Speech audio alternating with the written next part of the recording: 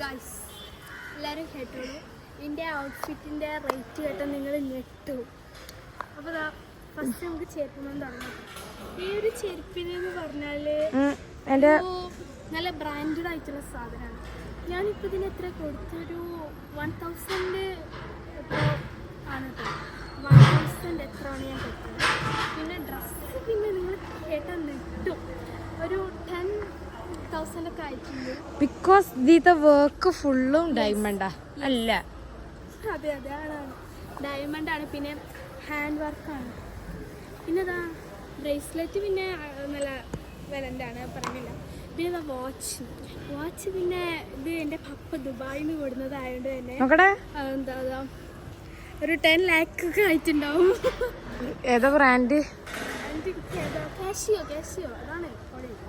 പിന്നെ ഇപ്പം എന്താ കമ്മലൊക്കെ പിന്നെ ഡയമണ്ടും അതൊക്കെയാണ്. അത് പിന്നെ പറയണ്ട. മാല ഡയമണ്ട് തന്നെ. അത്രേ ഉള്ളൂ. താങ്കൾ യൂസ് ചെയ്ത ലിപ്സ്റ്റിക്കിന്റെ റേറ്റ്? അതിപ്പോൾ ഞാനിപ്പോൾ ഏത് യൂസ് 2000. പിന്നെ ഐലൈനർ അതും ഒരു 1000 ഒക്കെ. ഹെയറിന് എന്തെങ്കിലും ചെയ്തിരുന്നു? ഞാൻ സ്ട്രെയിറ്റ് ചെയ്തിരുന്നു, അതൊക്കെ പോയിട്ടുണ്ട്. പിന്നെ ഞാൻ ജസ്റ്റ് ഒന്ന് കളറൊക്കെ ചെയ്തിരുന്നു.